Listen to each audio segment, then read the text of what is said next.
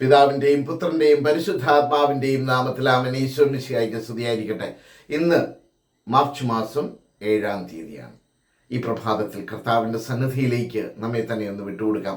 കർത്താവിന് എന്നെക്കുറിച്ചും നിങ്ങളെക്കുറിച്ചും വലിയ പദ്ധതികളുണ്ട്. എന്നെയും നിങ്ങളെയും കർത്താവിന് ആവശ്യമുണ്ട്. അതാണ് നമ്മെ ഈ പ്രഭാതത്തിലേക്ക് കൂട്ടിക്കൊണ്ടുവന്നത്. കർത്താവ് എന്നെയും നിങ്ങളെയും വ്യക്തിപരമായി സ്നേഹിക്കുന്നു. നന്ദി പറഞ്ഞുകൊണ്ട് നമുക്ക് ആരംഭിക്കാം. So smile and start your day with Jesus. ഈ എപ്പിസോഡിലേക്ക് നിങ്ങളെ സ്നേഹത്തോടെ സ്വാഗതം ചെയ്യുന്നു. ഞാൻ സിബി വർഗീസ്. പ്രിയപ്പെട്ടവരെ, ഇന്ന് പഠിക്കുന്ന വചനം സെഖറിയ പ്രവാചകന്റെ പുസ്തകം 2-ാം അധ്യായം അതിൻ്റെ 13-ാമത്തെ വചനമാണ്. ഇന്നലെ നാം 12-ാമത്തെ വചനമാണ് പഠിച്ചത്. ഇന്ന് 13-ാമത്തെ വചനമാണ്. മറക്കരുത്, നാം ഈ ദിവസങ്ങളിലെല്ലാം സെഖറിയ പ്രവാചകന്റെ പുസ്തകത്തിൻ്റെ ഈ 2-ാം അധ്യായത്തിലെ വചനങ്ങളായിരുന്നു.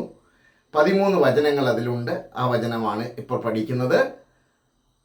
അതിങ്ങനെയാണ് പറയുന്നത്: മർത്യരെ, കർത്താവിൻ്റെ സന്നിധിയിൽ നിശബ്ദരായിരിക്കുവിൻ. അവിടുന്ന് തൻ്റെ വിശുദ്ധ വസതിയിൽ നിന്ന് എഴുന്നേറ്റിരിക്കുന്നു. എന്തിനാണ് എഴുന്നേറ്റിരിക്കുന്നത്? കഴിഞ്ഞ ദിവസമൊക്കെ നാം കണ്ടു. അവിടുന്ന് നമ്മുടെ കൂടെ വസിക്കാൻ, നമ്മുടെ മധ്യ വസിക്കാൻ, നമ്മുടെ ഇടയിൽ വസിക്കാൻ, നമ്മുടെ ഉള്ളിൽ വസിക്കാനൊക്കെ ആഗ്രഹിച്ച് നമ്മോടൊത്തായിരിക്കുവാൻ കർത്താവ് എഴുന്നേറ്റിരിക്കുകയാണ്. എൻ്റെയും നിങ്ങളുടെയും വളരെ സങ്കീർണമായ ഓരോ കാര്യത്തിലും നിങ്ങളൊക്കെ, അല്ലെങ്കിൽ ഞാനും നിങ്ങളുമൊക്കെ കർത്താവിൻ്റെ സന്നിധിയിലേക്ക് കരങ്ങൾ ഉയർത്തി നിലവിളിക്കുമ്പോൾ കർത്താവിത വിശുദ്ധ സന്നിധിയിൽ നിന്ന് എഴുന്നേറ്റിരിക്കുകയാണ്. എന്നെ നിങ്ങളെയും പരിപാലിക്കാൻ, എന്നെ നിങ്ങളെ രക്ഷിക്കാൻ, നമ്മുടെ കരം പിടിക്കാനായിട്ട്.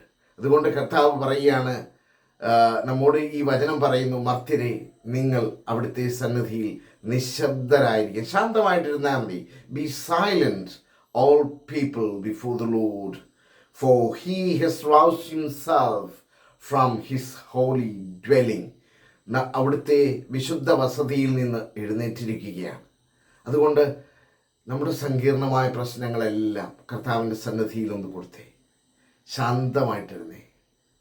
നമുക്ക് ഈശോയുടെ കരങ്ങളിലേക്ക് നമ്മെ തന്നെ കൊടുത്തുകൊണ്ട് ഇന്ന് കർത്താവിനെ ആരാധിച്ച് കർത്താവിൻ്റെ സന്നിധിയിൽ നമ്മുടെ ഓരോ നിയോഗങ്ങളും കൊടുത്ത് പ്രാർത്ഥിക്കാം.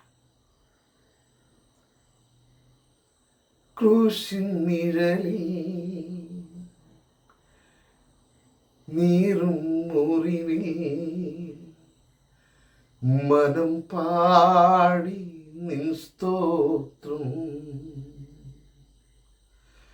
വീഴും വഴിയിൽ താഴും ചുഴിയിൽ മിഴി തേടി നിൻ രൂപം,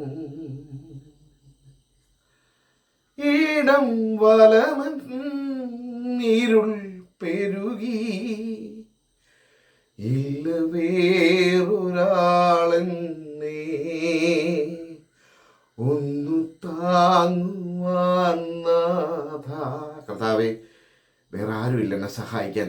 എൻ്റെ കൂടെ വരണമേ. കരങ്ങളൊക്കെ നെഞ്ചോടൊന്ന് ചേർത്ത് വെച്ച് കർത്താവേ എന്നെ സഹായിക്കണമേ. നമുക്ക് പ്രാർത്ഥിക്കാം. ആമേൻ.